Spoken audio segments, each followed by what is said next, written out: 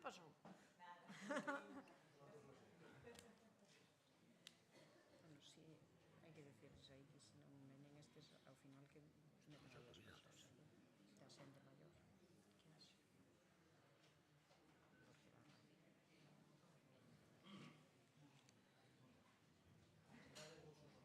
Porque va mal. Achegados, hai que chegarse aos micros. Bueno, son e media. Pa. Por min, nada.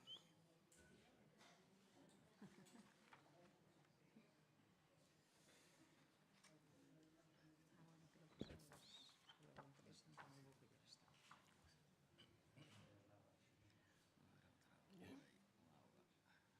Ai, non che trouxeron. Toma, hai aquí unha, porque outro teño a miña, porque como non me trouxeron máis, le entro que se aguanta así.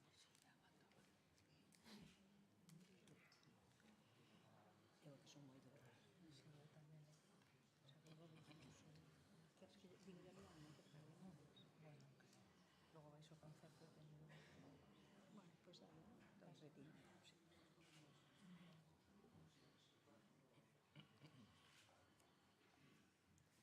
Moi boas tardes a todos e todas. Isto é así, non? Sí, efectivamente. A presentación desta publicación, que é unha coedición entre o Consorcio de Santiago e Alvarillos Editora, Gárgolas de Compostela, do autor Benxamín Vázquez. Bueno, pois o libro está aquí, xa hai tempo que saleu do prelo, ano e pico, non? Si non lembro mal. É dicir que algún xa tivemos a sorte de disfrutalo. Poderíamos falar aquí agora pois da orixe das gárgolas, da lenda que a rodea, desa dobre interpretación que hai sobre se aparecían nas igrexas porque eran os demos que escapaban delas, non?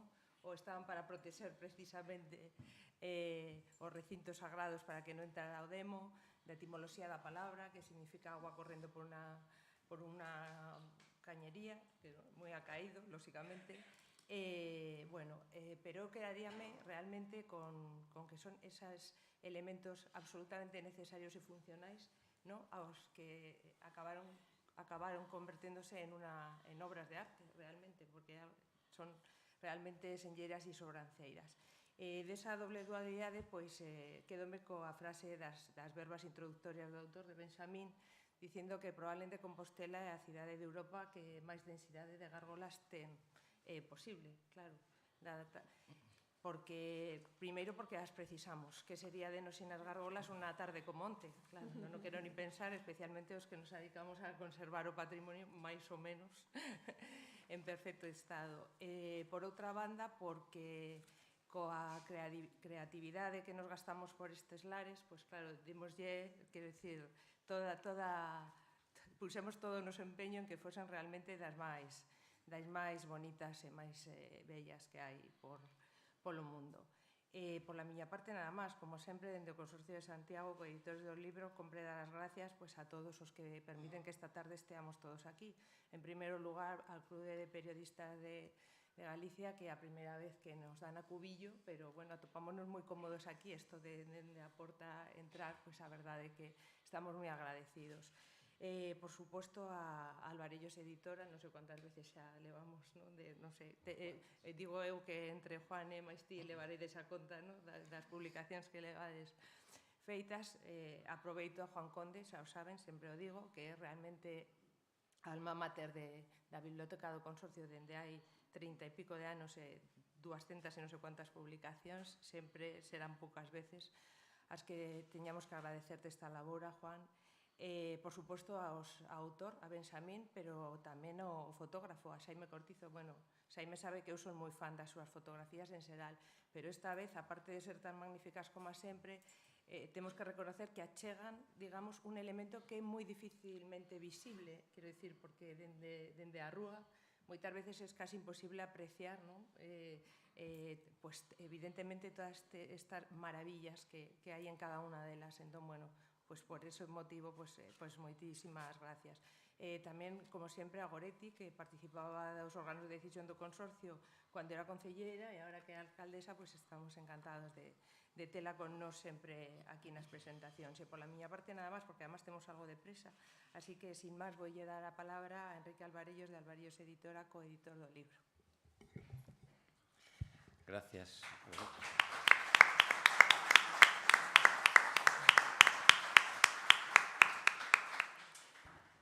Moitas gracias, alcaldesa, xerente do consorcio, autor Benxamín Vázquez, autor das fotografías, Xaime Cortizo, responsable de publicacións Juan Conde, Centro Internacional de Prensa, que nos acolle efectivamente aquí nesta sala de novo chea. Moitas gracias a todas vos, autoridades. Efectivamente, o libro saía hai uns meses xa, bastantes meses, pero as gárgolas son eternas, diría Valle Inclán, máis eternas que antigas, non? Como dixo en La lámpara maravillosa da nosa cidade, non? É a reflexión que primeiro como editor se me ocurre publicar esta obra en coedición de novo coa axuda do consorcio, é que sorte temos en habitar unha cidade que permite publicar unha guía como esta, non? Nos en estes anos, moitas das obras, xa o digo en moitos actos do consorcio, tivemos a fortuna de colaborar co consorcio en coedicións, e algúns dos libros que fixemos só reflicten o singular que é esta cidade, que non pode pasar ningunha outra. Por exemplo, hai uns anos editamos unha guía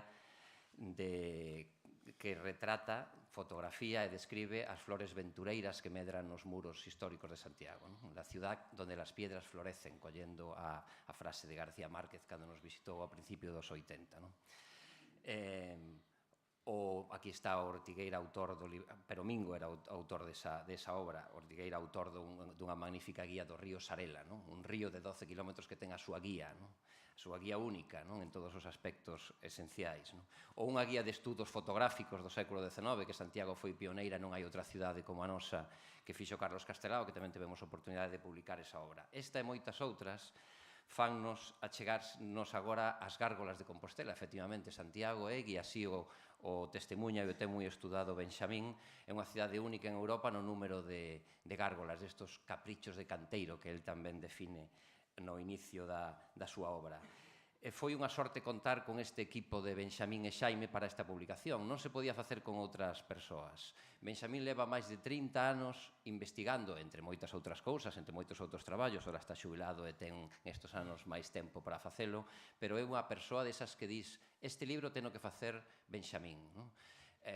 Nos anos 90, seguramente falarán deso, o propio consorcio editou un folleto que moitos de vos, alguén non o enseñaba ao entrar, un folleto de gárgolas que foi único e pioneiro dunhas cuantas. Esta guía magnifica ese traballo, o amplía, e é pioneira no sentido que a primeira guía que se comercializa como tal, que se pode adquirir, aínda que vostedes terán a sorte de levar de agasallo un libro, está a venda en librerías, desde hai meses se continuará, a primeira guía de gárgolas de Santiago que se comercializa, non?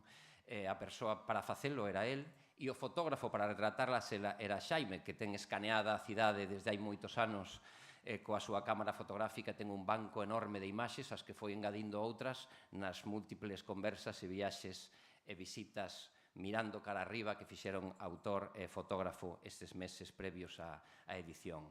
Tuvemos a fortuna de contar con Mark Hughes na traducción ao inglés, porque é unha guía trilingüe, galego, español, inglés, e coa maquetación e deseño dun dos nosos colaboradores habituais, que é César Bercher, que, inda que traballa agora desde Barcelona, sigue facendo estas guías tan bonitas nas que comprime todos os contidos en poucas páxinas con moita estética e con fáciles de ler. É unha guía de peto, como ben a vedes e a veredes, para levar canda un, collela na man, disfrutar da nosa cidade, mirar ao alto e descubrir que a cidade, como decía Valle, é máis eterna que antiga e se nos fai eterna todos os días como hoxe. E ainda chovendo tanto como choveu onte hoxe. Moitas gracias.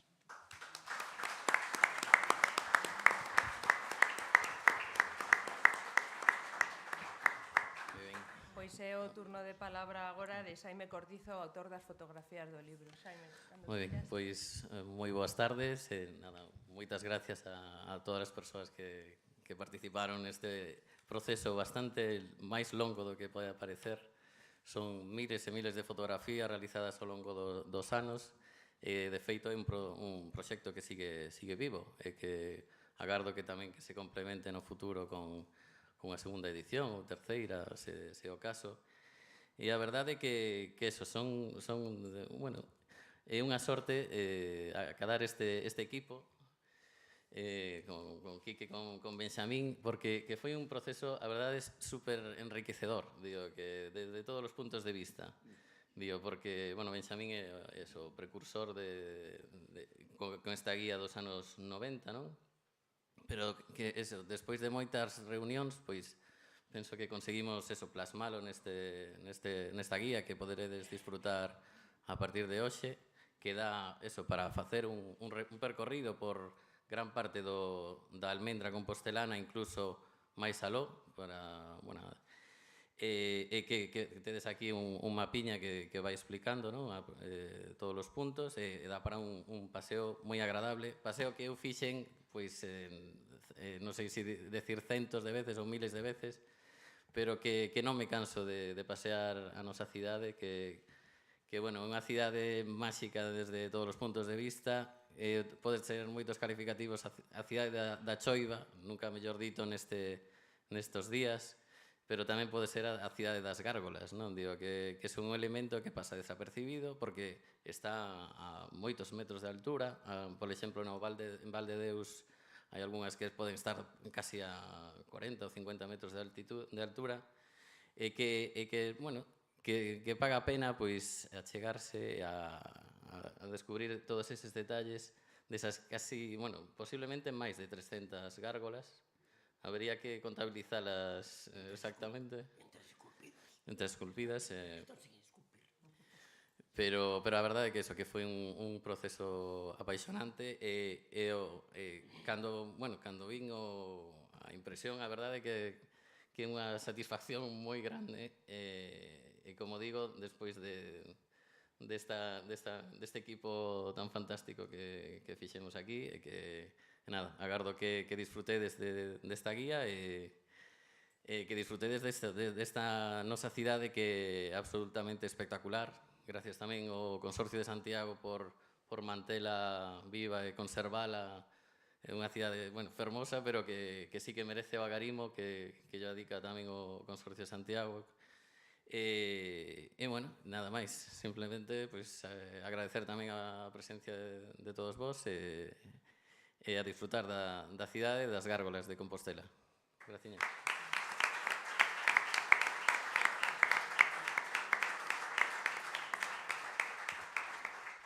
Pois intervirá agora Benxamín Vázquez, autor, axudado tamén por Manolo Torrente e Xulia Campo, que o acompañarán ambos os dous por indicacións do autor. Xa eu direi que pasen por aí. Moi ben. Eu non son orador, non teño a voz boa. Por outro lado, se me poño a improvisar, podo convertirse en un bucle caótico. Por iso traio todo escrito, máis ou menos. Encántame, agrádame moito falarvos desde esta casa aberta a todos, desde o Club Internacional de Prensa de Galicia, pois non en van este libro das gárgolas de Compostela.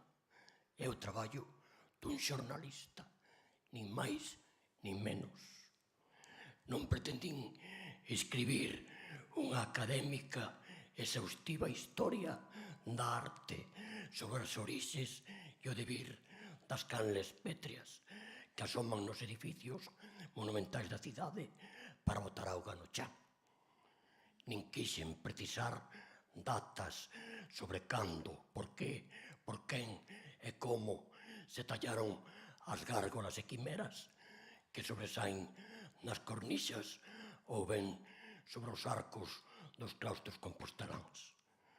E como reporteiro, dedicado noutrora ao pateo da rúa. Nesta ocasión, iniciei o relato, a entradiña do libro, lembrando a opinión do vello artesán Ángel Rodríguez, Angelito, restaurador de santos, que en paz descanse, quen me advertiu que as gárgolas son caprichos de canteiro. En suma, quixen facer un percorrido visual polos beirados de Compostela para identificar unhas cantas gárgolas significativas, neste caso, coa compañía e o apoio imprescindible do fotógrafo Xaime Cortizo. En realidade, ambos os dous coincidimos nunha curiosa aventura cinexética, incruenta, nun safari de olladas cara ao alto, e acordamos contar esa experiencia vivida desde os nosos respectivos oficios, sobre 30 gárgolas previamente seleccionadas, pois foi o número proposto polos nosos editores, o Consorcio de Santiago e Alvarellos. É certo que no ano 93, contratado polo Consorcio, propuxen a publicación de folletos monográficos sobre singulares detalles da cidade e, sobre todo, dediquei un particular afán pola súa novidade a elaboración do titulado Gorjeos de Gárgolas, hoxe en día totalmente esgotado. Pero grazas ao avance actual dos medios técnicos no ámbito da fotografía, o método para a caza e identificación certeira das pezas foi ben distinto daquela. Felizmente, eu teño boa vista ao lonxe. En cambio, a de preto fállame. Teño unha presbicia de moito nabo. Perdón. E así fixen, diversos paseos para botar atentas olladas ás gárgolas, escollendo as que me parecían máis dignas de un comentario, malia arriscarme a coller un cabalo molesto. Pero non lle poiden decir a Tono Arias, daquela fotógrafo no Consorcio, que me pillase algunhas pezas impresionantes asomadas na cornixa máis alta de San Martiño Pinario. Hai uns 30 anos non se dispuña de teleobxectivos que garantisen fotos nítidas e ben detalladas a tanta distancia. Con todo, o Tono fixo un bo traballo, subindo na grúa utilizada para o alumeado público, aínda que os da empresa concesionaria non sempre a teñan dispoñible para o noso traballo. Arestora, en cambio, a situación non foi a mesma. Cando Quique Alvarellos me presentou en febreiro do ano pasado a Xaime Cortizo no seu estudo, vin que tiña arquivadas no ordenador unhas 3.000 fotos de gárgolas captadas desde moi diferentes ángulos e perspectivas. Daquela conversamos os tres unha tarde inteira para acordar como se ia facer o libro, e eu descubrín novos detalles nas pezas dignos de ter en conta. Consecuentemente, ao revisar o traballo do Xaime, xa non tiña que correr o risco de coller un cabalo de tanto mirar cara arriba. Coa axuda da miña muller, Amalia, fixen un reconto das gárgolas esculpidas, ou non, por seren simples canos.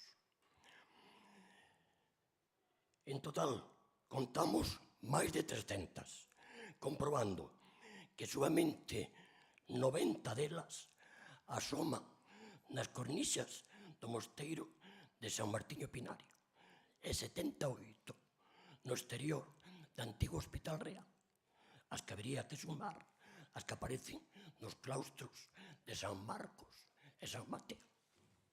Perdón, teño que beber algo máis. Ahora, quixen medir tamén desde o pavimento da rúa as gárgolas ergueitas a maior e menor altura, e puiden obter eses datos grazas ao meu fillo Daniel, que dispón dun láser de alcance suficiente para tal cometido. Pero o máis importante é que dispuxen de tempo para consultar libros, monografías, artigos, diccionarios especializados sobre a mitoloxía grecorromana, os bestiarios medievais, os símbolos, as descripcións neoplatónicas do Renacemento, e mesmo reler a Biblia, tendo en conta que os canteiros e escultores das gárgolas se inspiraban en boa medida neses motivos e textos, malia perderen moitas imaxes o significado de sermón moralista e catequético que tiñan en períodos anteriores. En suma, os xornalistas temos a obriga de documentarnos ben e co debido rigor para dispoñermos así de coñecementos imprescindibles á hora de comunicar as novas recollidas nas nosas observacións. E debemos facelo dunha maneira resumida, cunha linguaxe comprensible, directa, que engallola o lector, sobre todo desde o título e a primeira liña da narración. Iso foi o que pretendín e espero que o lector o aprecie así. Ante todo, neste libriño, quixen apreciar os coñecementos, a probable ironía e a formación estética dos canteiros. Anónimos detallaron as gárgolas. Seguramente nunca se describirá a súa identidade, mas debemos valorar a obra que deixaron, xa que logo vai sendo hora de que se estimen moitas gárgolas sorprendentes de peculiar beleza por seren descoñecidas para case todo o mundo. Non vos quero aburrir, pois o cascallo da miña voz non é ameno. Por iso pedín aos compañeiros Xulia Campo e Manolo Torrente que lean como botóns de mostra unhas liñas que dediquei a uns orificios ousadamente abertos. E mentes, podedes seguir vendo as fotos de Xaime Cortizo.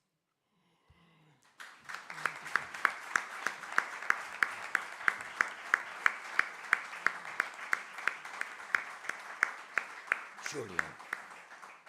Moitas grazas, Benjamín. Imos empezar descubrindo este libro Provocando, con un capítulo que Benjamín titula Non é por provocar. Coido que o canteiro artista que fixo esta magnífica gárgola non quixo provocar a ninguén, aínda que a primeira vista a talla pareza provocativa. É a escultura dun mozo dobrado ao máximo, en forzada tensión permanente, para manter aberto o orificio anal e dar saída por el a abundante auga que trae o vento do sur escorrendo polo tellado. Nesta figura, aínda que estea en coiros, en pelotas e sen pudor ningún, non hai ningunha atraente sensualidade. O artista sabía que o corpo espido non sempre ofrece gozos ás concupiscencias desatadas. E aí o tedes. Espera un momentiño.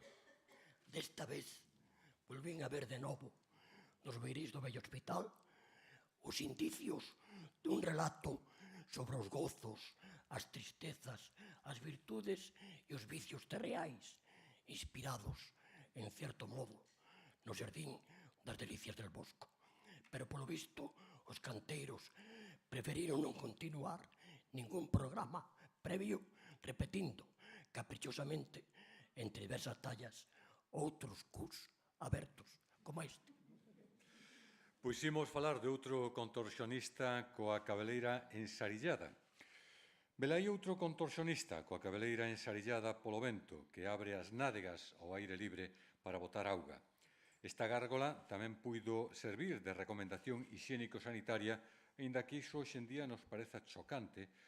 Incluso o sabio humanista Erasmo de Rotterdam, no seu De Civilitate Morum Puerilium, advertía aos rapaces que reter un peido producido pola natureza é cousa de necios, que conceden maior importancia á educación que á saúde. Compre salientar, ademais, a avanzada sinxeleza desta peza escultórica que en boa medida semella unha abstracción contemporánea como se fose tallada en pedra por Manolo Paz ou por calquera outro acreditado artista da Escola de Canteiros de Poio. Sí, a min pareceme esta peza, pareceme do máis moderno, é dicir, dunha sinxeleza, me dá a impresión de que podía, posta en pé, se podía inserir entre os menires da que hai que fixo precisamente Manolo Paz na campa da Torre de Hércules.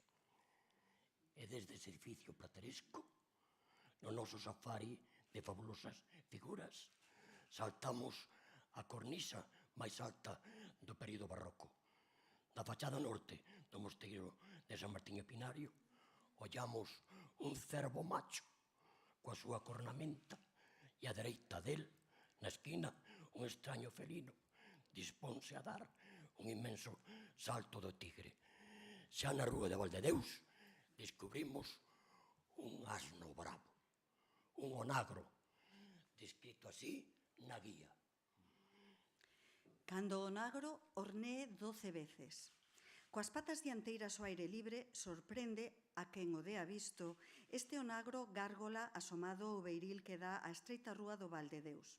Aínda que no libro de Xó pregúntanse quen deixou en liberdade o onagro, que é o demo, aquí semella que pode correr o trotre ledamente disposto a hornear 12 veces. Así, segundo se advirte no Bestiarios, o animal anuncia e avisa o 25 de marzo da chegada do equinoccio, mediante bramidos espantosos que emite unha dúcia de veces, tanto polo día como pola noite. 7 pezas máis adiante, fiquei absorto, medio apampado, ao albiscar un crevacabezas, un puzzle desconcertante, que por fin pude interpretar desta maneira. Capado, aínda máis demoníaco e furibundo. Deuselle moitas voltas a esta tremenda gárgola para poder identificala correctamente e explicar a súa expresión de terror. Nun principio parecía a mestura incrible dun basilisco coroado cunha crista de galo ao xeito dunha diadema, máis unha monstruosa anfisbena con dúas bocas sentadas sobre as extremidades traseiras dun onagro. Pero as dúas se esvaeceron ao ler un texto dun fisiólogo grego que di que o guía da manada dos onagros capa aos machos para que non procreen e de seguido descubrir entre as patas da gárgola o escroto cortado pola metade para baleirarlle os testículos. E así, o canteiro da quenda esculpiu a besta cos cabelos en punta, a cabeza bourada, os ollos abultados polo terror e a expresión aínda máis demoníaca e furibunda que cando deu os 12 horneos. Vou ir matando xa, a ver. Despois de facer, non quero cansar, pero bueno, a mí como me gusta isto tanto, supoño que a vos tamén.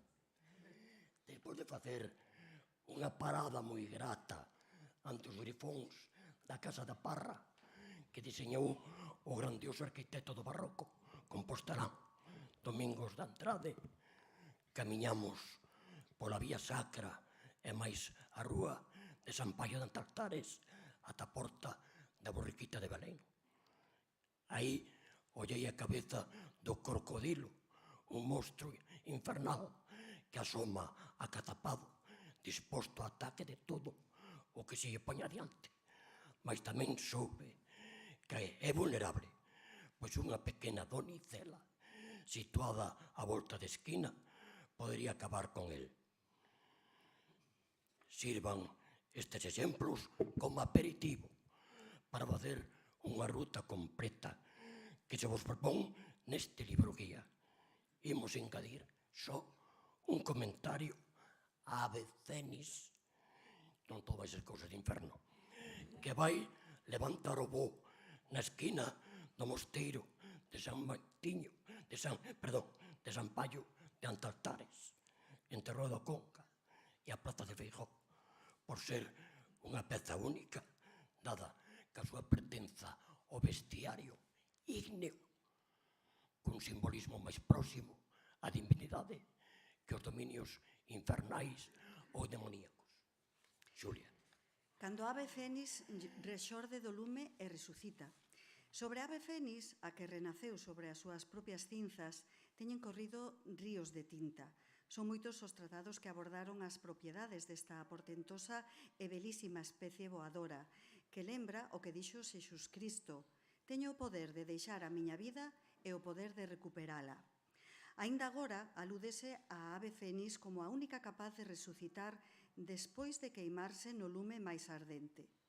E aquí, no recanto da Rúa da Conga e a Praza de Feijóo, abre as alas esvelta e coroada como unha raíña.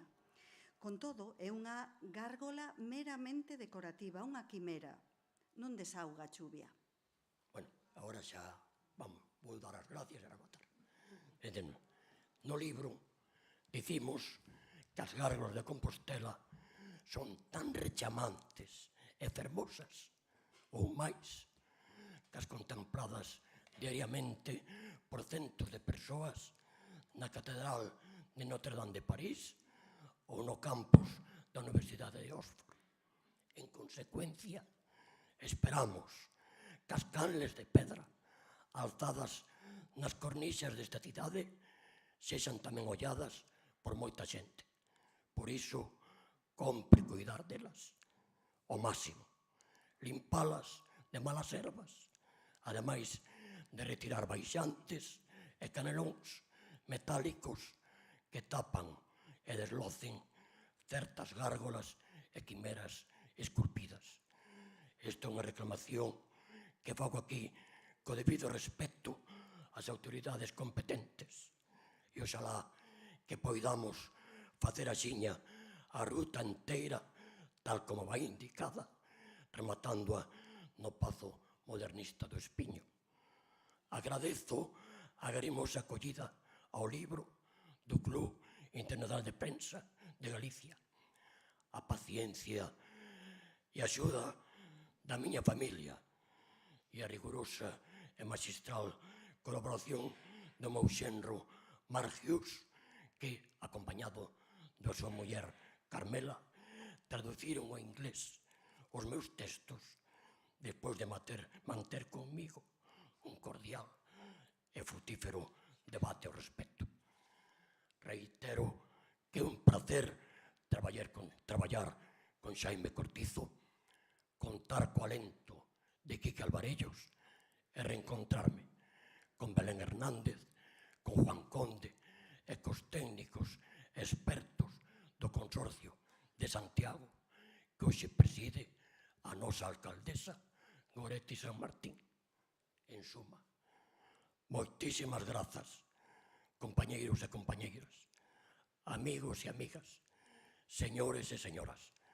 Co voso apoio, os gorgolexos das gárgolas de Compostela non resoarán en van.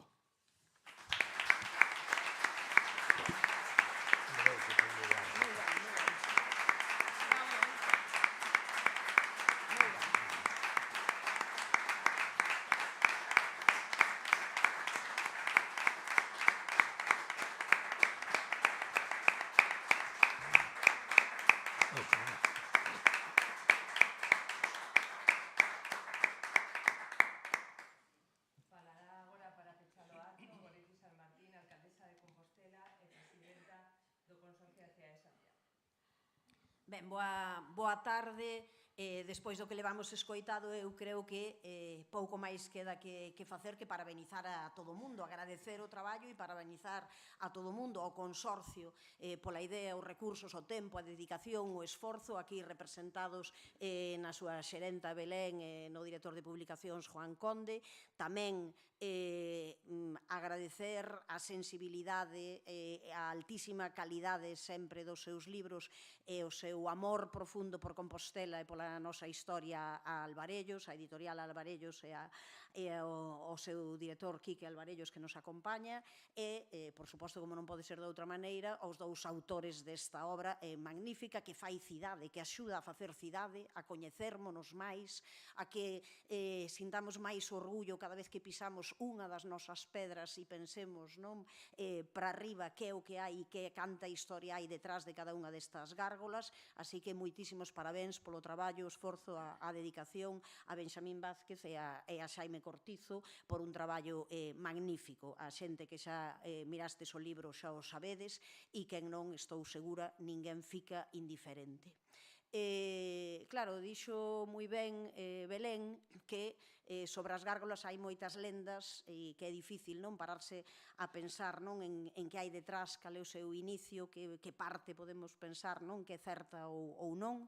E Quique Alvarellos foise máis ao mundo literario con esa cita de Valle Inclán e púxonos máis na realidade. Benxamín, ao falar de que as gárgolas son un capricho de canteiro, non? Partindo justamente desa frase do capricho do canteiro, eu o que quixera aquí é falar un pouquiño de quen hai detrás dese canteiro, ou a quen, polo menos a min, sí que me gustaría que houvese, porque houbo quen xa o escribiu antes, quen o soñou antes, e que creo que é perfecto para Santiago de Compostela. Hai un conto fermosísimo sobre as gárgolas de Compostela, sobre o seu nacemento e sobre quen podíamos imaginar que fose ese canteiro que decidiu nun momento determinado poñer as gárgolas. O conto está escrito por Otero Pedrallo, un autor que, aínda que non fose nacido en Compostela, é compostelán clarísimamente, no seu libro O espello no serán, entre o Pedroso e o Viso, por tanto, un libro absolutamente e totalmente compostelán. E nel fálanos dun rapaz que é un pastor, que é simplemente un neno que está no campo e que se dedica, como non pode ser de outra maneira, mentre está coidando ali das ovellas, a mirar a forma das nubes e a imaginar nas nubes cabalos, tartarugas, caracóis, calquera tipo de sapos, calquera raposos, calquera animal, e logo compara esas nubes xustamente cos penedos, cas pedras que ten ao seu redor e ve moitas veces as mesmas formas. Hai un momento en que chegan a esa aldea, xustamente a ese lugar onde está o neno pastor, chegan uns canteiros con ferros e maña e póñense xustamente e el sinte por primeira vez dor cando ve que están retorcendo no que el ve que é xustamente o rabo da cobra, ou cando ve que están danando o ollo do sapoconcho. Pouco a pouco comeza a pensar en todas esas figuras e decide facerse canteiro. E para iso que fai? Ven para Compostela, para o centro de Compostela e faise canteiro. E traballa durante moito tempo sendo canteiro. Por tanto, esa unión magnífica que fai Otero entre o rural e o urbano, e ademais que representa moi ben a Santiago, esa conxunción perfecta, e como el se fai canteiro, pasa o tempo e no tempo libre que ten na casa, de repente ponse a esculpir, ponse a facer esculturas e todo o que lle saen son justamente esas lembranzas que ten dos penedos do monte e desas formas das nubes. E entón empeza a facer ali esos raposos con alas, comeza a facer ali estes monstros e de noite, pouco a pouco, segundo vai pasando o tempo, comeza a ter pesadelos e que me van a esgarrapizar coas poutas, me van a acabar conmigo, porque comeza ademais a imaginar que todas esas figuras son un pouco e representan, baseándose nesa tradición, un pouco os pecados do mundo. Representan como o avaro, aí está vendo a pouta do lobo, representa as covas das persoas maiores nos ollos, vai vendo as narices, as nocas dos coengos, dos priollos, tamén como teñen resonancias penedosas en todos os sitios, e entón todo iso comeza a causar moitísimos problemas, porque soña, ten pesadelos de noite, non pode dormir e non sabe se iso que son, de quen son eses ruídos, se son realmente del ou se son de todas eses monstros que el creou. Entón vai falar cun teólogo, algo moi propio de Compostela tamén, e o teólogo dalle un consello que é o normal: mira, tes que acabar con isto, así non se pode vivir, entérraos. O que tes que facer é esquécete destas figuras e o que tes que facer é enterralas. E el, claro, dubida e di: como vou enterrar a miña creación? Isto é justamente o que sai de min, o que sai da miña forza, da miña enerxía, non podo facelo. E daquela é cando decide colocalos onde os coloca. Vou vos ler un fragmento moi pequeno, pero creo que paga a pena lelo nas propias palabras de Otero, cando el pensa se non vai lucir para eles un perdón. E di: sendo entes tristes, nin servos nin ceibados, demasiado feos e verdadeiros no pecado para sementar o medo polas rúas inzadas de pecado, e tampouco, nin de lonxe, merecentes de liberdade das torres e das cúpulas, acordou situalos entre o ceo e a terra, na zona onde rematan os edificios e se equilibran as forzas, ali onde o mundo dos homes se pode enxergar como un formigueiro e os marcos do horizonte da cidade se perden aos lonxes cunha expresión de angurioso adeus. Vixiantes, lonxe dos homes de abondo para non dar medo a uns, os temerosos, nin risa a outros, os que se fan valentes. Pola altura, un pouco aliviados da fealdade, e tamén apreixados pola pedra para non tender as alas e fuxir. Os monstros ficarán abertos e espidos, agardando polo xuízo final que todas as cousas han sufrir. O seu castigo non é de escuridade, gozan da luz. O seu castigo é de nudez, a nudez do pecado e do feo da noxo ao mesmo pecado e que levanta o seu orgullo. E para se consolaren, as gárgolas, monstrosas, riseiras, tristes, por si caladas, en si sen fala, cobran, grazas á sinxeleza e bondade do chover, fala, voz e canto. Así, o pastor, o canteiro, o escultor das gárgolas recobra a súa tranquilidade e cando morre, non, así remata, continúa o conto, cando el morre, están enterrando xustamente no Campo Santo, pois comeza a chover, non creo que tanto como a onte, pero bastante, comeza a chover e aí, pois xustamente, acaban despedíndose as gárgolas e esa maneira que teñen de lle render a súa homenaxe, non? Eu creo que é un conto fermosísimo, moi sintético da importancia de vermos as gárgolas como fonte de inspiración, como fonte total de espazos para contemplar, para pasear, para descubrir unha e outra vez e para facer unha realidade o que moitas veces dicimos, non? Que Compostela está cheo de lugares, de detalles, de aspectos que as persoas que vivimos aquí, as persoas que estamos aquí todos os días do ano, pois temos que continuar descubrindo, temos que continuar gozando delas. A única maneira tamén de que llas poidamos transmitir ás persoas que nos visitan. Así que inmensos parabéns a todas as persoas que o fixeron posible. Este é un gran libro que, desde logo, nos fai ser un pouco máis felices. Moitísimas grazas.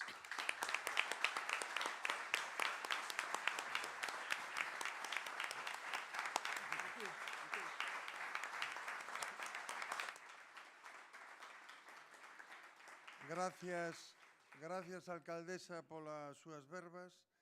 Quería agradecer en nome da Asociación da Prensa de Santiago, responsable deste Centro Internacional de Prensa de Galicia, a vosa presencia, a súa presencia, e anunciar, e tamén aos compañeiros Xaime Cortizo e Benxamín Vázquez, este libro editado por o Consorcio e por Alvarellos. Quería anunciarlles simplemente, este foi hai anos un cine, aquí se proxectaban películas, e entón vamos a iniciar o sábado, ao que están invitados, un ciclo de cine, xornalistas de cine, periodistas de cine, que comenzará coa película A Proxección a 7 da tarde, Os arquivos do Pentágono de Steven Spielberg, que presentarán Luis Mínguez Santos, autor de Periodistas de Cine, e o crítico de cine Eduardo Galán. Empezamos o sábado, pero será todos os venres ás 7 da tarde a proxección hasta fin de ano. Sempre haberá unha película deste tema, xornalistas de cine. Moitas gracias pola súa asistencia e boas noites.